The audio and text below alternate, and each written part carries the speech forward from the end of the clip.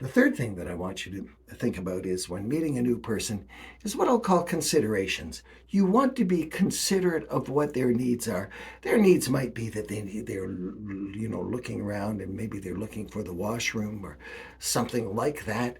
Maybe they're trying to figure out what to do with their children. Yeah, I don't know what they're doing. You don't know what they're doing. So you can gently go up to somebody and say, is there something I can help you with? And maybe there is, and maybe there isn't. And you can start that conversation. Be considerate of the other person. It is really all about them and their needs. It is not about you and satisfying your needs. You come as a servant of the high God, who is above all others, and you come as His servant of Jehovah, and you are there to serve other people and to demonstrate the love of God as you demonstrate love with them. Now, I don't mean smother love. I just mean consideration of who they are. Asking questions that get them to share as much of their story as they want to, but not asking penetrating questions and not asking the why questions. Why would you do that? Don't dig into their motives, not at the beginning. Just dig into the observations. And if they say something that you find difficult to accept, don't raise one eyebrow and say, well, I don't agree with that. I say, well, no, that's an interesting thought. Maybe we could talk about that sometime. You can gently consider where they are. There's all kinds of considerations.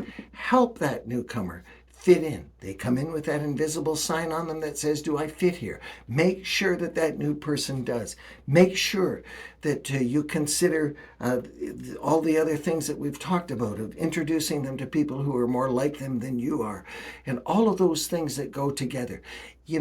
If you don't do these things, it will inhibit the life and the growth of your church.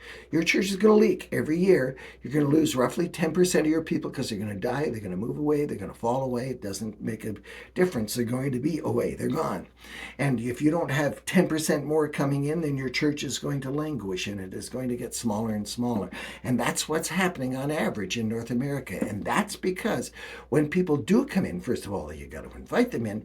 That's a different subject. But when they do come in, you've got to make sure that they belong. When they get there for the first time, you got to make them want to come for the second time. When they come for the second time, you got to make them want to come for the third time. When they come for the third time, they're starting to form a habit.